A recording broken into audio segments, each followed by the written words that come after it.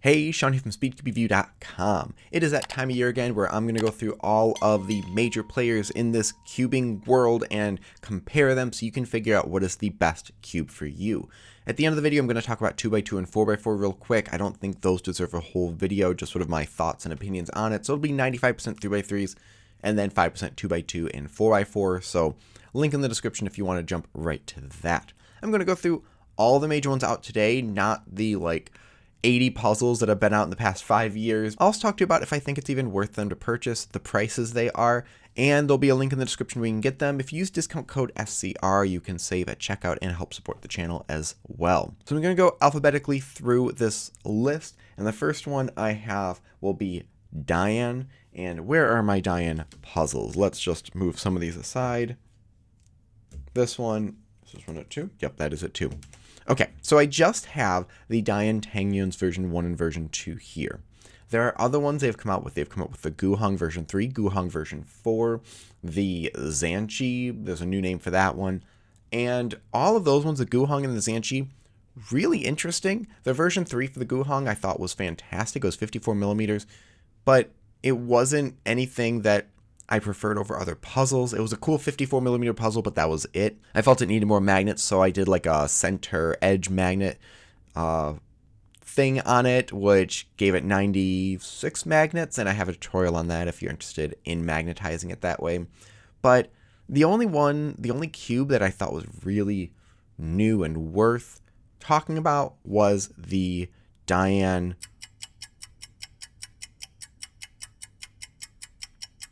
Tangyun version 1 and 2. I forgot the name already. So the version 1 has magnets, you can see right there. It's kind of a lighter puzzle and very, very, very smooth. The version 2 gives you 3 different magnet strengths that you can adjust. And also you can really alter the elasticity. You know, it's a little confusing because besides being hard to see, there's 2 ways of adjusting the tensions. There's the screw and then also the blue part. So I think they did something completely unnecessary that made it kind of confusing.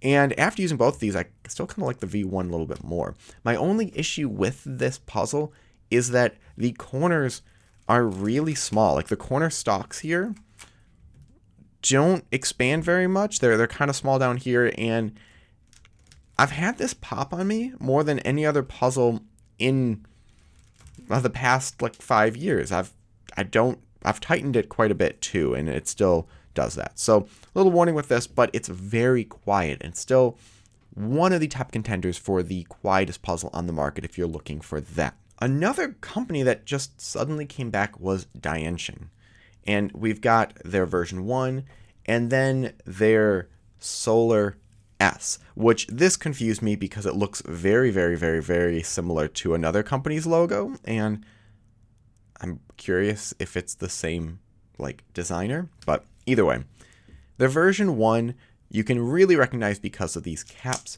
It's just a budget magnetic puzzle, and if I look at the price, it's like $7 right now, cheaper with the discount code.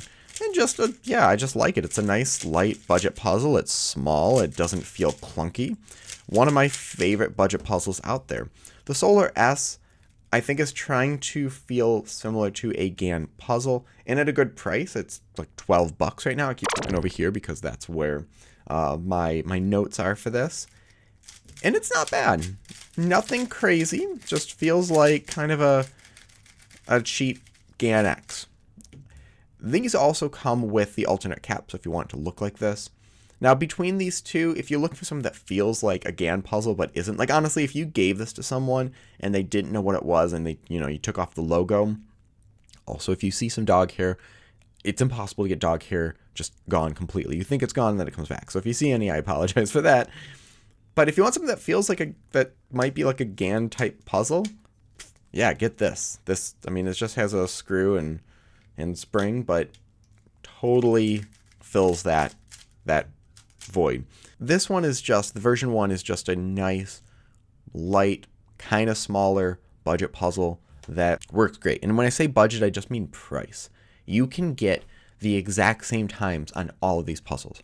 You can get world record times on this just as easily as you could a Gan 12. And I really mean just as easily. I'm sure someone could be like, well, technically there's like a 1/100th of a second that could be altered because it just... No, just as easily as this. Okay, and I'll do an overview at the end of what I think are the top ones as well that I would recommend. Okay, let's get to the big one, Gan. And I'm going to include MonsterGo in this as well because that's their sub-brand. Oh, let me get all these on this table here. Some things with the Gan puzzles. They have the Gan Mini, which is basically replaced the 354. This is, I believe, 53 millimeters. And when I first got it, there were some issues with the tensioning system. They have fixed that now. This is extremely light, and I think this might be a little more approachable than the Mini YJ, which we'll talk about that in a little bit, just because it's slightly more comfortable hand size. I've used this for 3x3, for two-handed, I mean, and one-handed. And yeah, it's great. Now, all these Gan puzzles are expensive and unnecessarily expensive. So, for example, this one is $55. The Gan 12, which is the new big one out, is like close to $70. The 11M Duo, which there's a lot of variation. So the Duo is one where you can't really adjust the magnets, the magnet strength, but it still is really nice magnet strength, and there are magnets in the core as well as the edge corner. That one's still like $45. So they're unnecessarily expensive. Are they better? Not at all. Do they have a very distinctive feel? Kind of, yeah. Is there a recognizable name? Yeah. I've heard people say this is like the Apple of cubing, and I don't quite agree with that. There's a lot of things that in Apple products that warrant the price, that what's inside the computer is something that would cost the same, or sometimes even more, in a different computer. What is in this would not cost more from a different company. They're just raising the cost. However, it's fine marketing because they're still selling them. We have MonsterGo. Now, MonsterGo is their budget line, and it's semi-budget. They're like $20 instead of $10. And you don't have core magnets. They're just sort of edge corner. But I actually said when I got my first MonsterGo that it was the best Gan puzzle they've made in years. And I still agree with that, but it's more of a traditional kind of feel. While this one, the 12, is very, very, very light. And just, I guess, a little more, I don't know if it's more flexible, but I guess just lighter. And we do have the iCarry and the MonsterGo. If it's between the iCarry and the MonsterGo, get the MonsterGo. They're pretty much the exact same puzzle. The MonsterGo seems to stay connected a little bit more nicely, and it's cheaper. Actually, this AI Bluetooth puzzle is $28, and that's less than half the cost of the just regular Gan puzzle. What I'm going to say with these before I put them away, they're nice puzzles, and the adjustment system gives you quite a few options. The coating that they have, the UV coating, I think is nothing special. Honestly, just a glossy plastic, although I don't know if that's glossy. A glossy plastic, I feel, is just about the exact same as UV coating. Might be a slight difference in feel, but it's very minimal. Fine puzzles. But I will tell you right now, none of these are going to make the final cut. We'll take out the AI. None of these are going to make the final cut because of the price. And because none of them give you anything extra that will give you better times compared to other ones that are half the cost. So if you want the Gan name, you can't really do anything but buy a Gan puzzle. However, these aren't going to make you a better solver, and I would not recommend them to anyone who is starting out, or actually anyone who is more advanced either, unless they just really want to try what that feels like. So I'm going to move these over here, get them out of the way. Okay, the other big player is MoYu, and oh, here's another Gan, my Gan X, my favorite Gan puzzle that they don't produce anymore. Although you can still get a couple Gan X's at SpeedCube Shop. I think they're like $30 right now.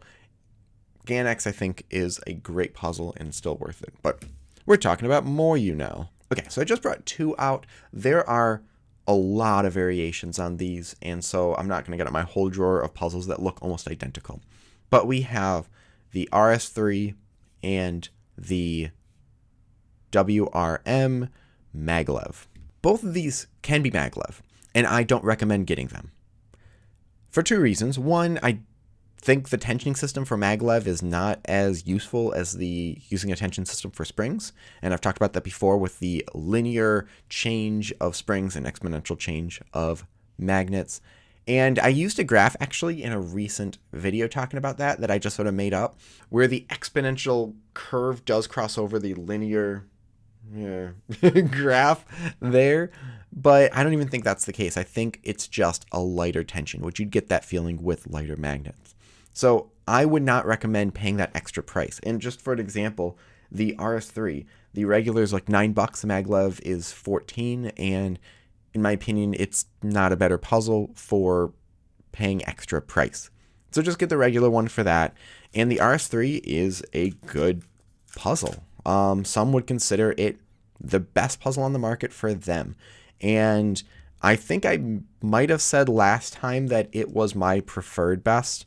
Now, with this, the reason is your tensioning system. There's not many budget puzzles or $10 or less puzzles where you also get spring compression, where you can adjust that. And that's a huge change in how the cube feels. For the WRM, think of it like the RS3, just slightly more flexible. The only benefit of getting, and some people this would be a negative, of getting the maglev is getting purple internals. That seems to be what they're going for. So if you want purple internals, then yeah, I guess this would be for you. But the same sort of tension system, the same magnet adjustment as the WRM 2021. And again, the regular is $23. The maglev is like $30. So you're paying $7 extra for magnets that I don't think make it better, because it's not magnets for the pieces, it's just replacing the springs. The other thing that the maglev does that does make it slightly heavier, for me, I do actually kind of like heavier puzzles, but actually do prefer the weight of the original one.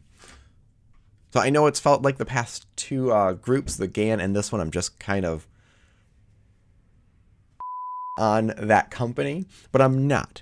I am just saying that what is possibly hype is not what you should be looking for if you are looking into a puzzle. Don't go for the hype, go for what is good, in my opinion. Or don't go for what's good in my opinion, you can use your own judgment. And this is, a big thing that people always think that the newest puzzle is the best, and that's definitely not the case with this. So, I'm going to move these out of the way. We definitely will be coming back to them at the end.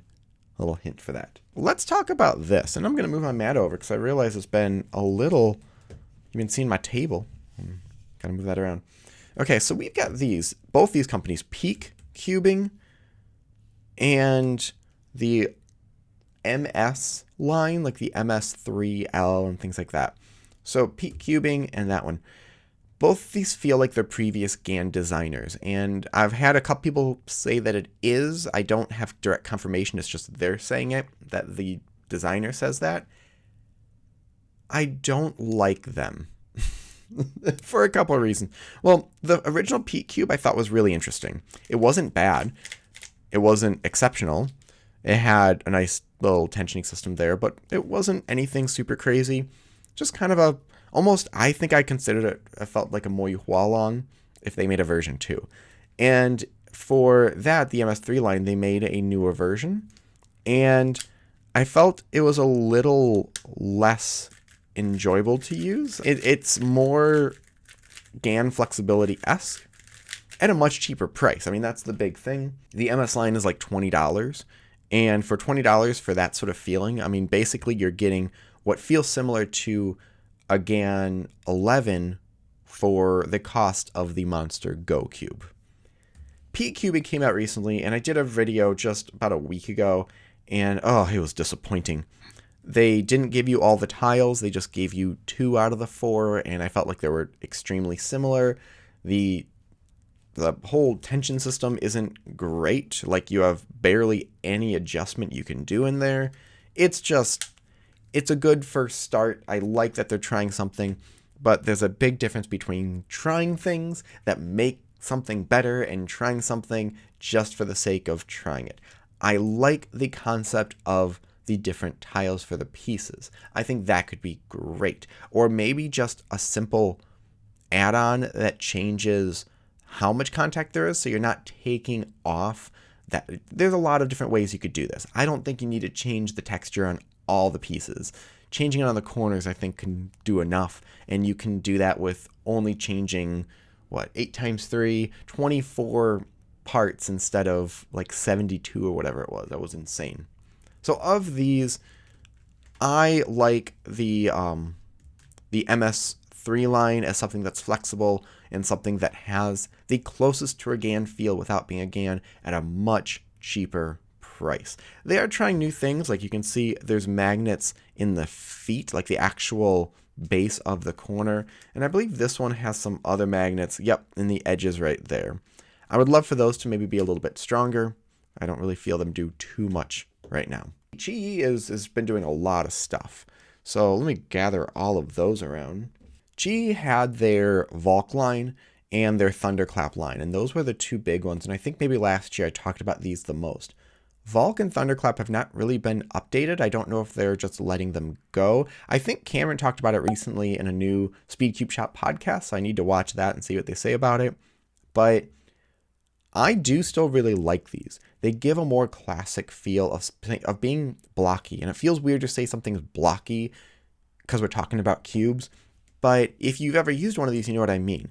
The edges are very squared off, they're not as rounded, and it really wants to stay in a cubic shape. It doesn't want to flex too much. It always wants to go back to there. So a really nice stable puzzle. The Elite M, talked to someone recently that they really liked the Volk Power, but they wanted it to be a little more stable. Volk Elite, because you can switch out the center caps to give it that stability. And the Thunderclap is a great feeling budget puzzle. How much does it cost right now? Thunderclap is like $10, and it has the feeling of the Volk. Ooh, I did something wrong.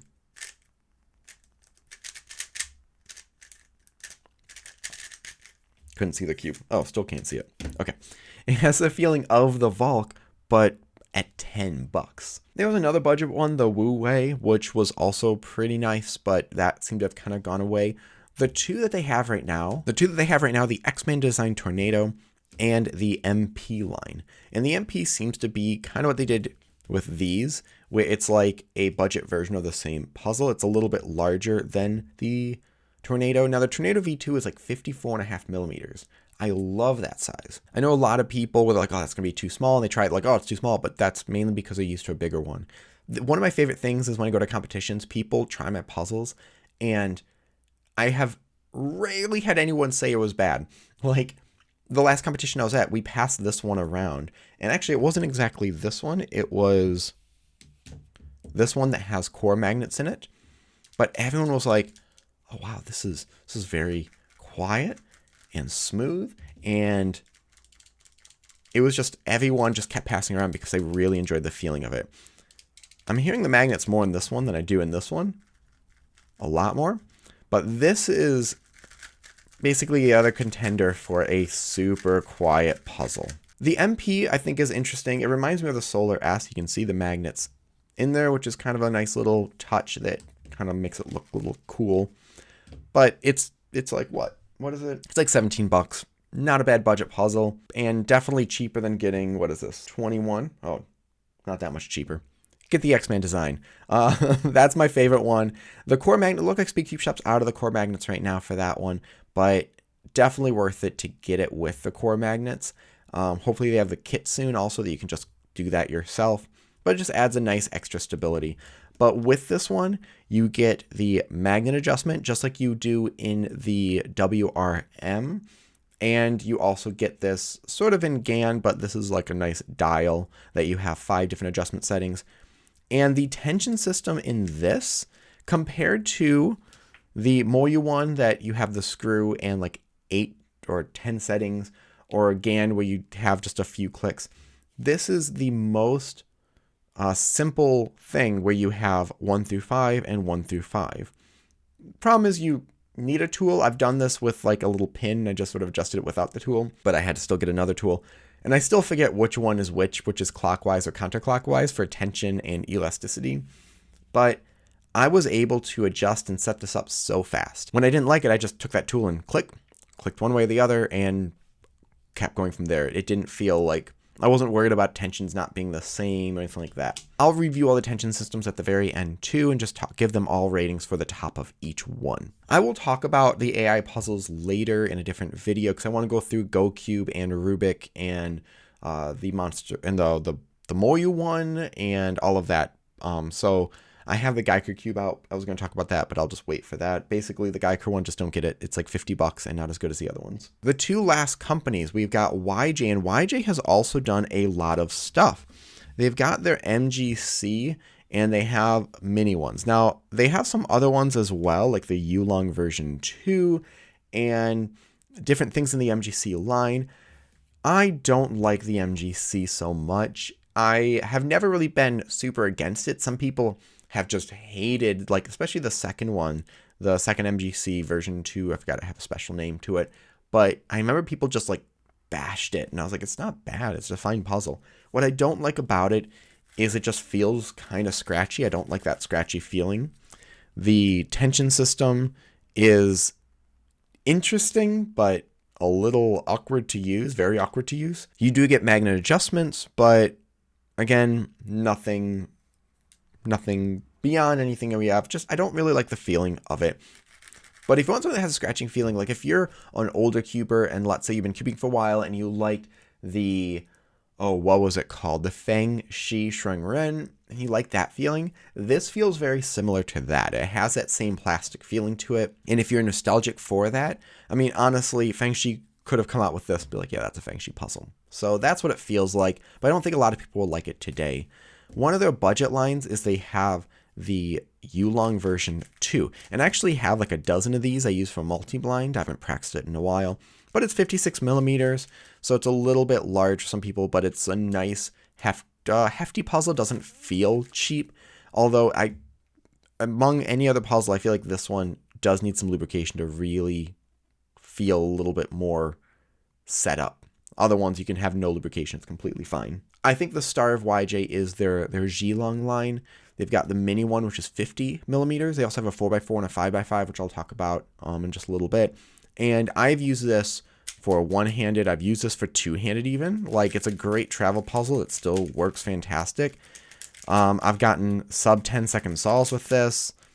I've gotten, a lot of people have gotten really good times with this. And I think it's just as good as any other puzzle on the market. This could be up there and compare with a Gan 12, depending on if you just are used to that 50 millimeter size.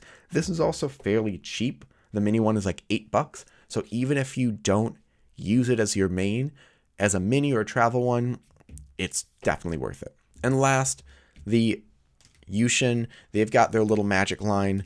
They had some other ones, which I kind of liked, and then they just sort of stopped making. And as far as the little magic goes, the original one has been around for a while. Then they came out with a new magnetized version, and then they came out with the V2. The V2 is much more of a modern design. You can even just see from the corners how they have such a big cut gap right there.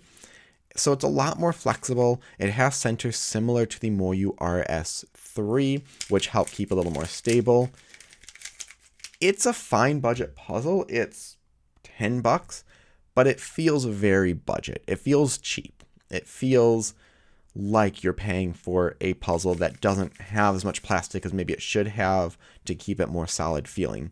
And as far as tensions, they've got a screw. There is this whole thing here, which is near impossible to actually see all the numbers on there. So they do have a spring adjustment system on there. It's just, you might go blind trying to visualize it and trying to look at it. Okay, so that was a lot of puzzles. And if you watched all of this, thank you. Hopefully you just were kind of brought up to speed on all the puzzles that are out there, all the major ones in my opinion. So let's go through the best of each. And what I mean by that is let's first just go through what has the best tensioning system. I talked about the Tornado that has a tensioning system where you have a dial and you can set 1 through 5.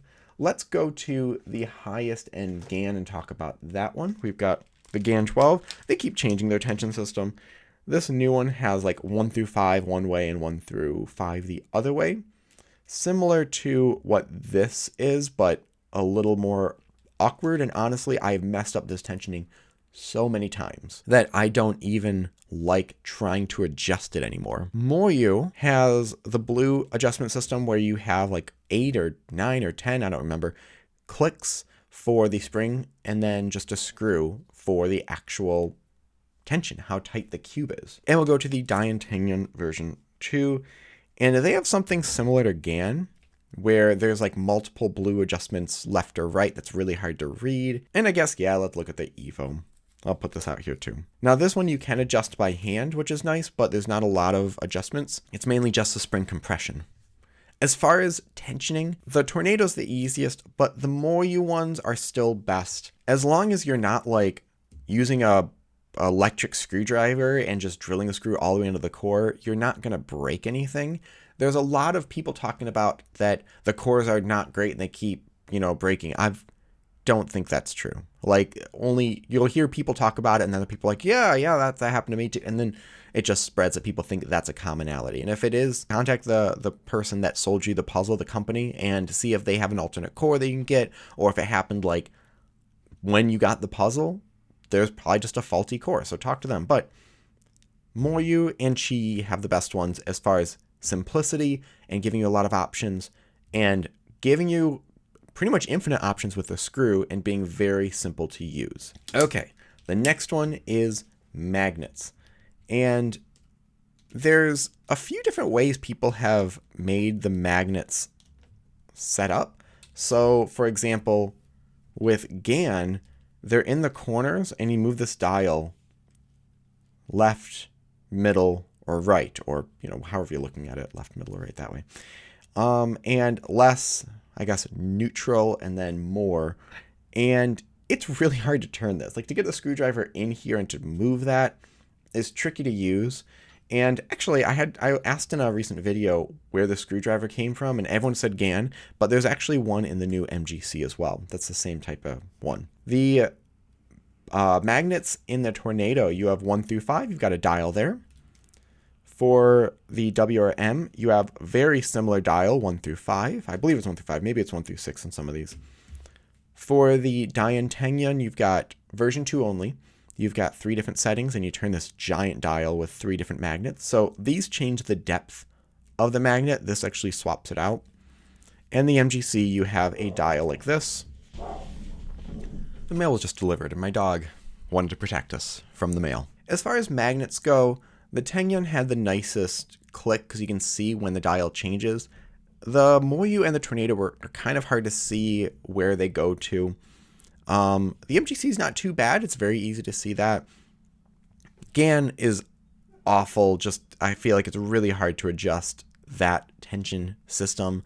I'm also looking around making sure I'm not forgetting any one that has an interesting magnet system, but I think that's about it. As far as weight, feeling, I'm going to kind of include size with this. 56 millimeters at this point feels extremely clunky. Now, I've always used smaller puzzles. I have large hands. I'm not like a tiny person, and I've always just felt like smaller puzzles are nicer to use. It might be because I play violin, and violin's not a huge instrument, but 56 millimeters just feels clunky to me.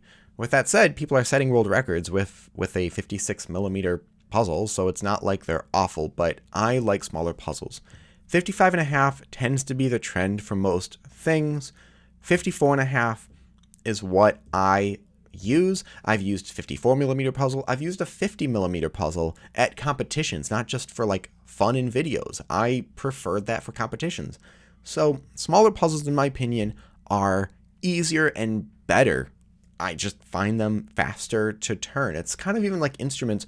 A violin, you can often play faster than a viola because your fingers are not spread out as much. That is more personal preference. So just as far as the cube feeling itself as well, I like a solid feeling puzzle that's kind of quiet, that feels like a good, hefty thing, and it's not going to break or fall apart. And I've had a lot of people tell me that they don't like Gan because they feel like it's going to fall apart on them. Now, I don't feel like this is going to fall apart on me, but the Tornado and the DaYan have a much more solid feel. The MoYu is pretty solid as well. That one's not too bad. I don't like the scratchy feeling of this. So these three kind of get my top marks for just the feeling of it. Now, if you've noticed, I feel sort of hesitant about the WRM, and I used to use it. Like, that was my main puzzle. The GTS2 and the WRM, they're very similar. The WRM is actually the GTS3 without the grooves, although they've kind of changed that since then. Because actually WR stands for without ridges, even though people still assume it means world record, but it's without ridges. And I used to really like it. I think what's changed is the added weight and trying to make it feel extra stable instead of letting it just be what it is and adjusting that stability with the springs. The flexibility of it was one of the nicer parts of it. I'm going to go through, I had sort of a top 4 in my last year's video. And so what I want to talk about is just top 4 as far as a mini puzzle. And we basically have this or the mini Gan. And I think I prefer this one for the price alone. The mini Gan is really nice, but for, see how much, see here, this is $8. This one is $55. So almost 7. You could buy like practically 7 of these before you get to the price of this one. So for that alone, I don't feel like I can recommend the mini, even though I do really enjoy it. So YJ Mini it is for a mini puzzle. Maybe a one-handed puzzle, maybe for travel, maybe for two-handed if you just enjoy that. Okay, so now the puzzle that has the best adjustment system, I think I'm going to have to go with MoYu for that. I want to say the Tornado, it's a very close second, but the ability of all the tensioning you can do on the center, please MoYu, don't ever change this.